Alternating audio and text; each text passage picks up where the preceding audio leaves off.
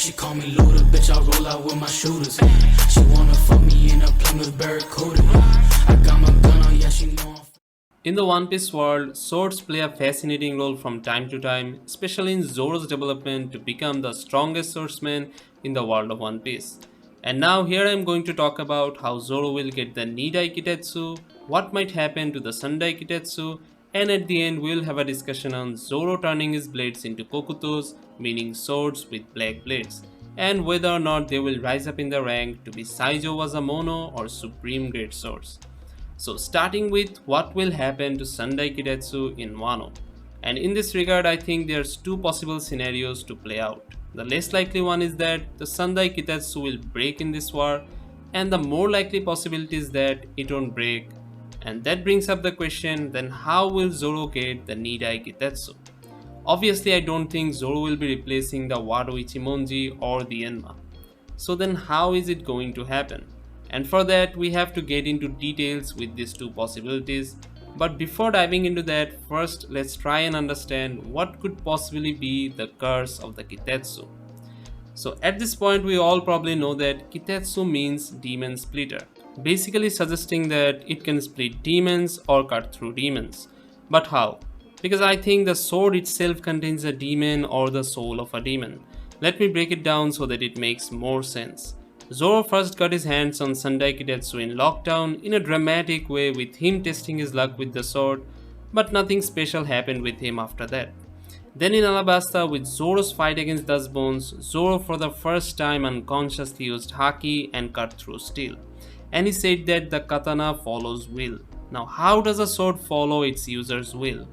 And that made me think about how swords and Haki have a deep connection.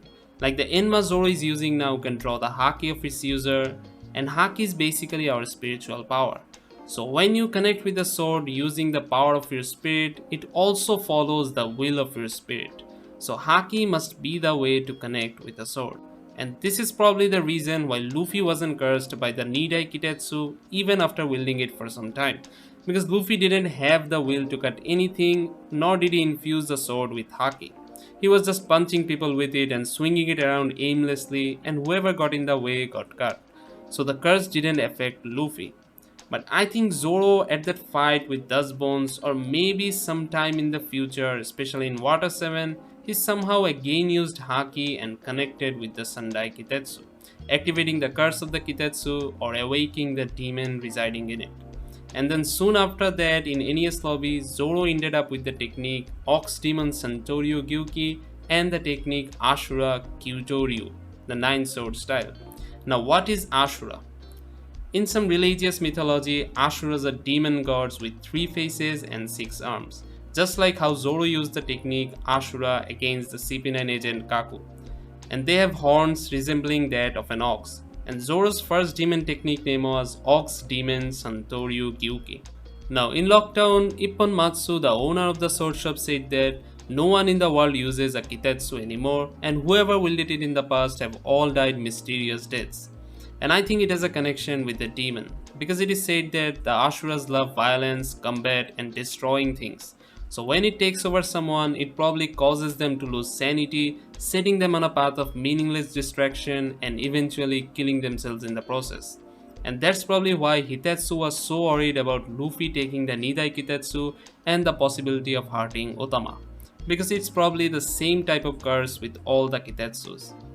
Now why didn't the demon took over Zoro? He wasn't that strong of a swordsman at that point. And I think because it's not about the strength, it's about the willpower. And Zoro's willpower must have been too strong for the demon to take over. Now about forging a Kitetsu blade. It might require some sort of connection with devils or forbidden forging techniques. And I think it has some deep relation with Hitetsu's race, because only Hitetsu and his ancestors have forged this kind of demon splitter swords. And although Hitetsu has wings, he might not be a Skypian, because if we look at Skypian people like Mad Monk Urush, they have very short wings. But Hitetsu's wings are quite large in size and have a high arc to the upwards, more like how King's wings are. And King also wears a mask and uses a sword like Hitetsu does. But King's race is still a mystery in One Piece, so they could be from the same race, I'm not sure. And at this point in the story, Oda might not get into that much details about the curse of the sword, Because if he's really trying to end One Piece in the next 5 years, then he probably has other relatively important things to bring out. Now we have pretty much talked about the Sandai Kitetsu in details, and I have another video explaining it further, that how the demon and the Sandai Kitetsu is related to Zoro's scar in his left eye. So if you want to check that out, the video link is in the description. Now let's get into the possibilities of what will happen to Sandai Kitetsu in Wano. So starting with the first and less likely possibility, that the Sandai Kitetsu will break. And it's less likely to me because at this point Zoro breaking one of his swords wouldn't be fitting to his image that Oda has been portraying after the time skip. And in Dressrosa, we saw Zoro reminiscing his training with Mihawk when Mihawk said that it's a shame for a swordsman to break or even nick his sword. And Zoro, after his battle with Pika, he was like checking his ward with Imonji and he was happy that there's no nick in it. In fact, he was so happy that he even climbed up to the right direction. So at this point, it's not likely for Zoro to break one of his swords, but even if it breaks, there will probably be a very good reason for it, like pulling off an extremely powerful attack that we haven't yet seen before to take down a major opponent. And by doing that, Sandai Kitetsu will end up being cracked or broken. And Sandai Kitetsu is not a sword of high grade like the other two Zoro uses. They are both Owazamono or grade swords, while Sandai Kitetsu is 2 grades lower, being a Wazamono or fine grade sword.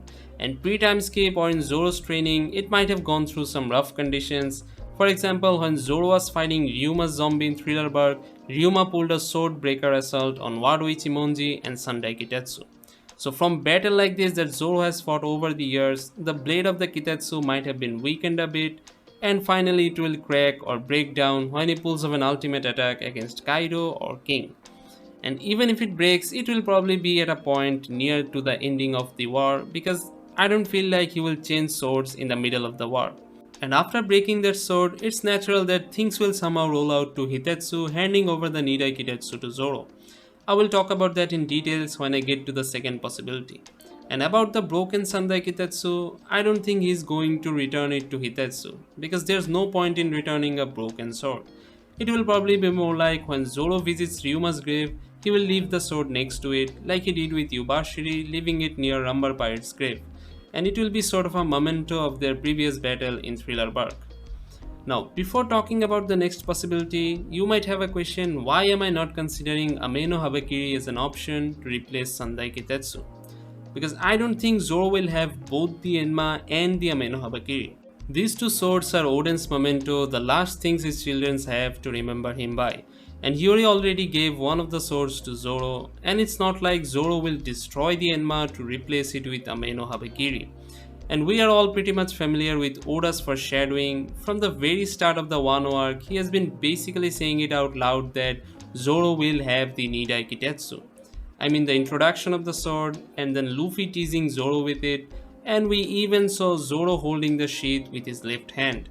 And that's an indication that Sandai Kitetsu will be replaced by NIDAI Kitetsu, because Zoro always holds the Sandai Kitetsu in his left hand. So I think it's pretty much clear that Zoro will end up with the NIDAI Kitetsu by the end of this arc. Now about the possibility of Zoro not breaking the Sandai Kitetsu. This possibility is more likely to me because I can picture the scene where Zoro breaks his sword after seeing all the things about how shameful it is for a swordsman to break his swords. So then how is he going to get the NIDAI Kitetsu?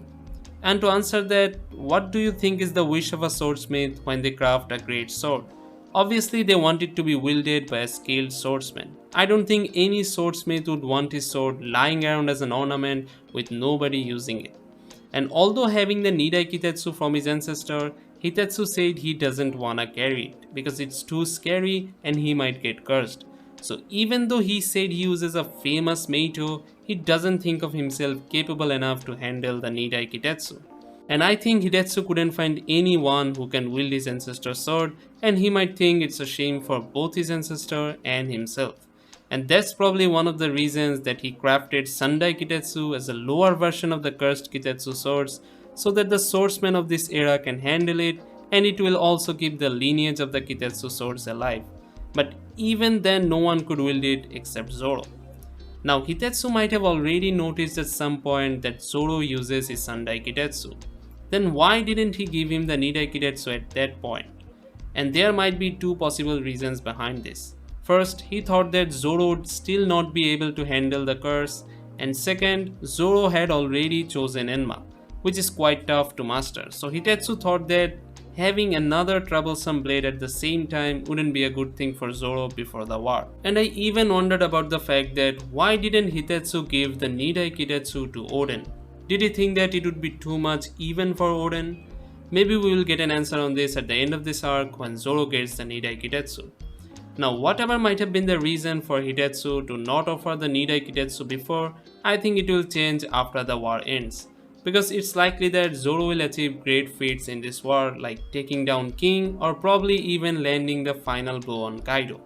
Whatever it is, I think at the end of this war, everyone will recognize Zoro as the strongest swordsman present in Wano. And Zoro might even turn one of his swords into a black blade in this war, which will convince Hitetsu to think that Zoro is a swordsman who could be able to fully control the curse of the NIDAI Kitetsu. And I don't think this time Hitetsu is going to miss the chance of offering the NIDAI Kitetsu to Zoro. And he will probably bring this up to Zoro like, "You have already done great things with my sword, which makes me extremely proud, and now I want to see if you can wield my ancestors' creation and give it a purpose." And Zoro being Zoro, his hands have been itching from the start to hold the NIDAI Kitetsu. And when he finally wields it, I think he will sense a far greater curse that's going to be challenging for him to control. And that's exactly why Zoro will accept the NIDAI Kitetsu. Because if it doesn't come as a challenge to him, I don't see Zoro changing one of his swords that he has been using for years. So after getting the NIDAI Kitetsu, he will probably return the Sandai Kitetsu to Hitetsu. And I even gave it a thought that what if Zoro gets the NIDAI Kitetsu replacing Enma? But there's 3 Kitetsu swords, so if he gets 2 now, he will have to get the Shodai Kitetsu in future, otherwise it don't make sense having just 2 Kitetsus when there is another. And even if he gets the Shodai Kitetsu in future, it will have to replace the Wado Ichimonji for him to wield 3 Kitetsu at once. And that doesn't make sense either, because that's a moment of Kuina and I don't think he's ever going to lose it before fulfilling the promise of being the strongest swordsman in the world. But if we look at it like that, after controlling the curse of the NIDAI Kitetsu and making the power of that curse his own, what I think he has done with the Sandai Kitetsu, and it may be deeply related to the fact why he is keeping his left eye closed.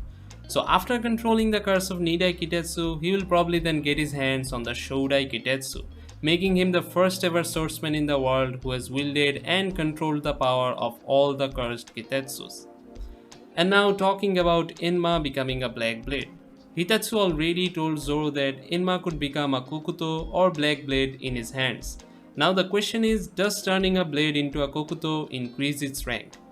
And we don't have any particular answer to that question.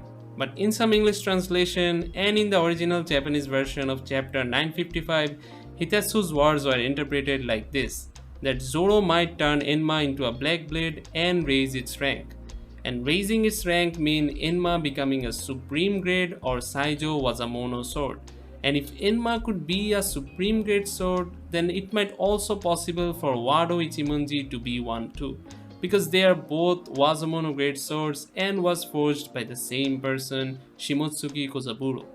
And Zoro has been using the Wado Ichimonji for a long time, although it might not have a connection with raising a sword's rank. But it completely makes sense for Zoro to upgrade at least one of his swords on his own to Saijo Wazamono grade. Then we will have 13 supreme grade swords and 20 grade swords, altering the number in the ranks. And I can clearly picture the sword specialist Tashigi saying to his grandchildren that once there was 21 Wazamono and 12 Saijo Wazamono. Then the strongest swordsman Roronoa Zoro came and upgraded one of his blades to supreme ranks. Yes, Tashigi would definitely do that. So although these suggestions of Hitetsu indicates that Enma will stick to Zoro till the end, I don't know why I get the feeling that Enma will be replaced again with Shusui. But I didn't think about any possible logic behind this, so let's ignore it for now. And there was a moment that might have already foreshadowed that Zoro will turn one of his swords into a black blade in this war. It was when Zoro fought against Gyukimaru. Gyukimaru told him that Ryuma forged Sushui into a black blade through his countless battles. And Zoro then remembered his fight against Pika when he coated his swords in Haki. And after remembering that, it felt like he finally realized how he could turn his swords into black blades. So we might finally see Zoro turning at least one of his swords into a Kokuto in this war. Now you have come this far in this video, so make sure to subscribe the channel and hit the bell icon for notifications about new One Piece theories that I will be uploading every week. And obviously if you have any thoughts on the discussion, then comment it below. Thanks for watching.